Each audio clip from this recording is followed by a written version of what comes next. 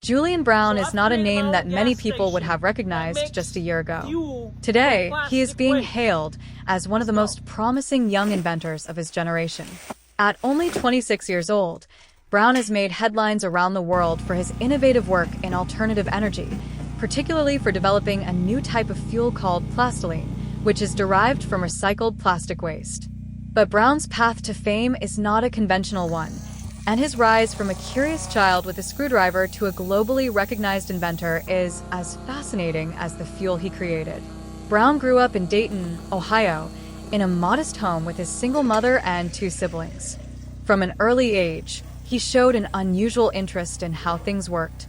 He would take apart old radios, broken fans, So and this even the is family vacuum plastic cleaner just to understand the fluid. mechanics And as you inside. can see, we While have other kids quite a were glued to bit of this cartoons, plastic Brown was fluid drawing oil that schematics can be and filled watching way YouTube to videos on refine it and combustion clean it up. engines. So let's By do the that. time he entered high school, his teachers had already labeled him a tinkerer, and he lived up to the name. He won science fairs, built his own drone from scratch, and once converted a lawnmower into a go-kart. Yet, he didn't pursue a traditional path into engineering. Instead, he dropped out of college after just one semester at a local community college, frustrated with the slow pace and rigid structure of formal education. Instead, Brown started sharing his experiments and inventions on Instagram, where his videos quickly gained traction. His engaging way of explaining complex ideas, paired with spectacular visuals, like a plastic bottle turning into a blue flame, earned him a massive following. Within a year, his account had over 2 million followers. Brown became known as the Garage Genius, a nickname coined by one of his early fans. His big breakthrough came in late 2023 when he posted a short video teasing a prototype of Plastoline. In the clip, Brown held up a handful of shredded plastic, ran it through a device he called the converter, and collected a viscous liquid that he then ignited. The blue flame was steady and powerful.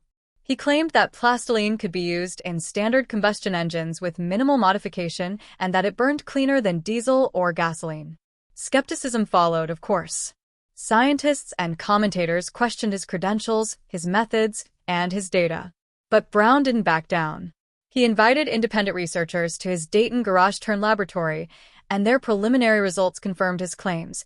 Plastoline was indeed a viable fuel source with lower carbon emissions than traditional fossil fuels and a promising energy density. News outlets picked up the story, and suddenly, Julian Brown was no longer just a viral inventor. He was a serious name in the energy sector. Major publications like Wired, Bloomberg, and Scientific American ran features on him.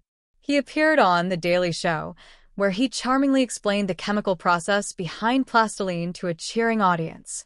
He was invited to TEDx events, gave a keynote at the Clean Tech Innovation Forum in San Francisco, and even testified at a congressional hearing on renewable energy policy.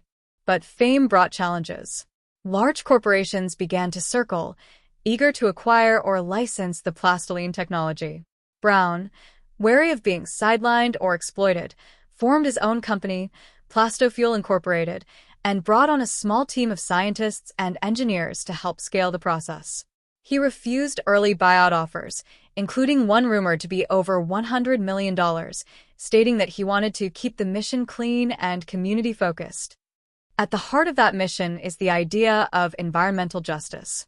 Brown has spoken passionately about using Plastoline to address both climate change and plastic waste, two of the world's most pressing environmental problems. His vision includes deploying mini-conversion stations in developing nations, allowing communities to convert local plastic waste into usable fuel for generators, transportation, and heating.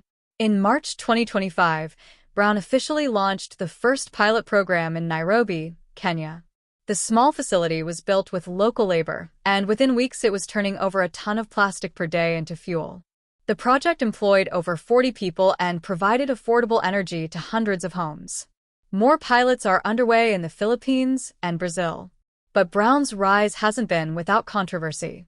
Critics have pointed out that burning any fuel, even one derived from waste, still produces emissions. Environmental purists argue that the focus should be on electrification and that Plastoline may delay the transition to cleaner alternatives like solar and wind. Brown disagrees. In interviews, he often says that he doesn't see Plastoline as a perfect solution, but rather a practical one, especially for communities that lack access to expensive infrastructure for electric vehicles or solar grids. This isn't about replacing electric cars, he said in one CNN interview. It's about giving people options that work now where they live, with what they have. There are also technical hurdles.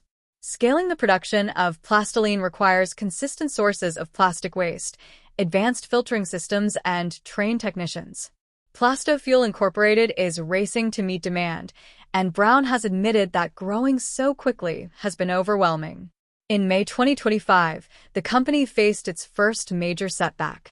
A conversion unit in Louisiana malfunctioned, causing a minor fire and drawing scrutiny from regulators. While no one was injured, the incident led to a temporary pause in operations and a flood of media attention. Brown addressed the situation head-on, posting a transparent video about the malfunction, the lessons learned, and the improvements being made. His openness won praise, even from some critics. Despite the pressure, Brown continues to work tirelessly. He still spends hours in his garage lab, tinkering with improvements to the Plastoline recipe. He now has a team, a lab, and a headquarters, but his spirit remains that of the garage genius. His Instagram account is still active, though more curated now, and he often posts behind-the-scenes clips and responses to followers' questions. He's also using his platform to inspire young inventors. Brown recently launched an initiative called STEM Underdogs, a mentorship and funding program for high school students interested in science and engineering. The first cohort includes 15 students from underserved communities, each paired with a professional mentor. Julian Brown's story is one of grit, innovation, and a deep sense of mission. In an age where virality often fades as quickly as it comes, Brown has managed to parlay internet fame into real-world impact. His invention may not single-handedly save the planet, but it's a bold step in the right direction and a powerful reminder of what one determined person can achieve. As of July 2025, Plastofuel Incorporated has raised over $60 million in investment capital, secured partnerships with governments in 3 countries, and is preparing for a limited consumer rollout of home conversion units by early 2026. His days are packed with meetings, lab work, and media obligations, but those close to him say he hasn't changed much. He still wears the same sneakers, still drinks way too much coffee, and still gets most excited about fixing something that's broken, says longtime friend and now COO of Plastofuel, Marcus Glenn.